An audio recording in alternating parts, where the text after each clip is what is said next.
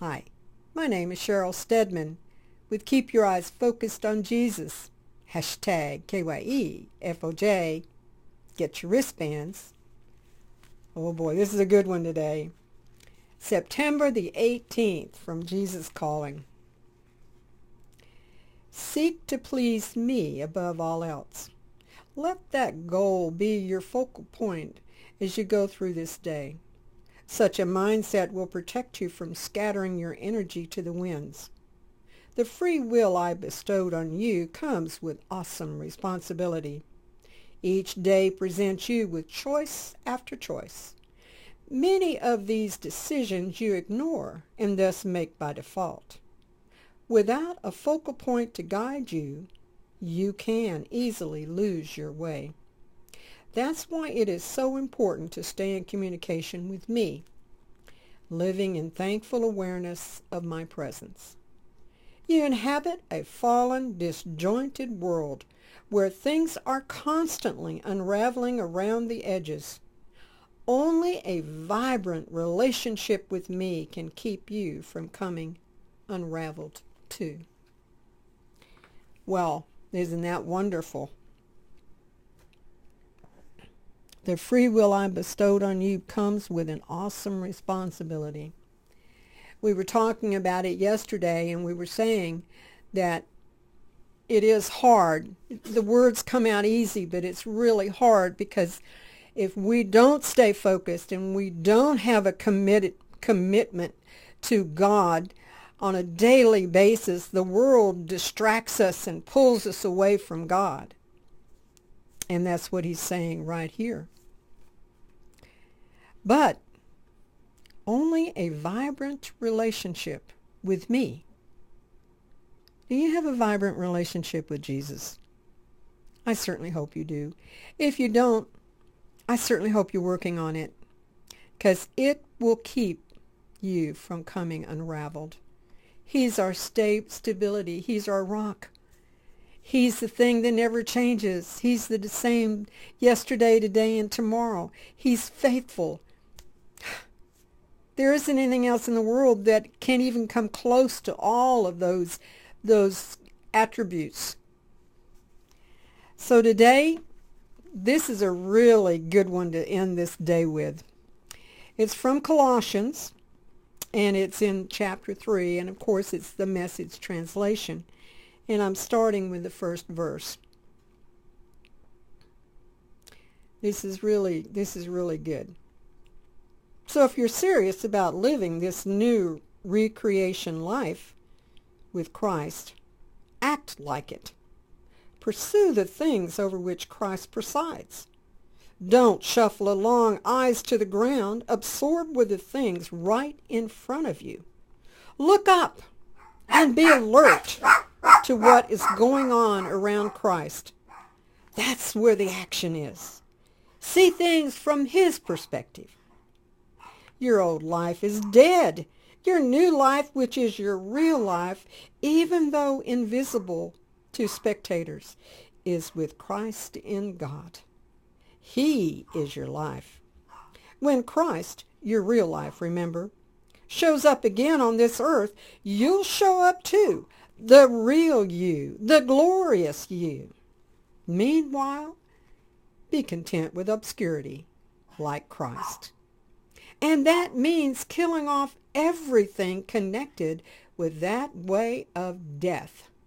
Sexual promiscuity, impurity, lust, doing whatever you feel like whenever you feel like it, and grabbing whatever attracts your fancy. That's a life shaped by things and feelings instead of by God. It's because of this kind of thing that God is about to explode in anger.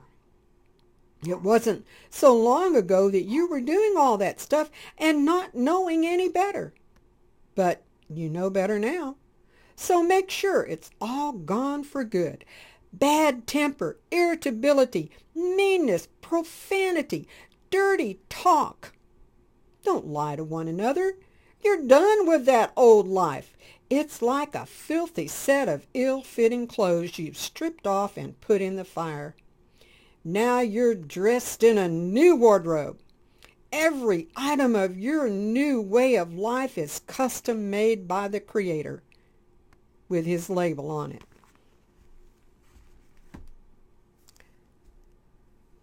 What things do you need to change? What behavior do you need to change? Mine, it really stuck out. Doing whatever I want to do when I want to do it. Feeling like what I want to do. If I want to go down and have some really bad food that is not healthy for my body, I'm just going to go do it.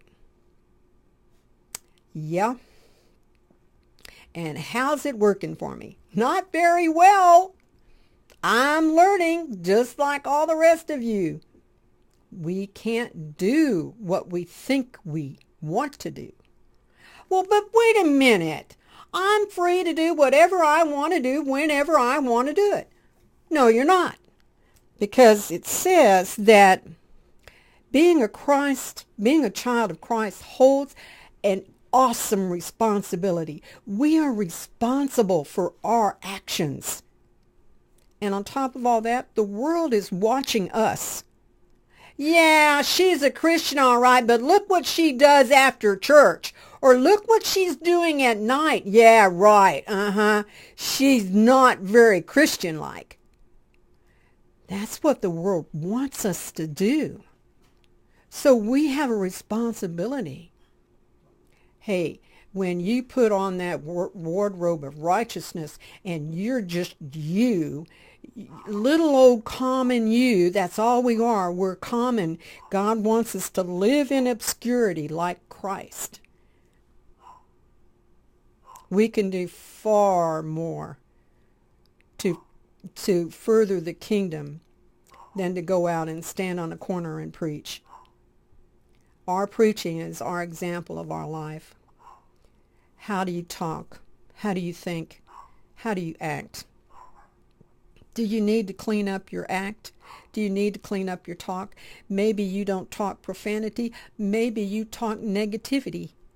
Maybe you don't talk love. Maybe you talk hate. Maybe you talk unforgiveness. You just put the label on where it belongs. Let's get rid of it. Oh, it's so easy. Let's just give it off to God. Put it on His altar and say, here it is, Lord. I don't want it anymore. I don't want any of this. I want to take all of the wood, the hay, and the stubble out of my life, and I want to live glorious. I want to live up to your expectations of who I am. When we start doing that, life changes. Life gets easier. And it may not seem like it's easier, but it is easier to handle the hard times. You're going to have a great day today. You know why? Because you're a child of God. You are a living, glorious, victorious child of God. You are on the winning side. Hold your head up high. Don't be down in the dumps. Hold your head up high and say, yes, yes, Lord. You and I are a great team, and we're going to do it. You're going to do it today. Keep taking those Jesus breaks. Keep getting in the Word. And I will see you tomorrow. Bye for now.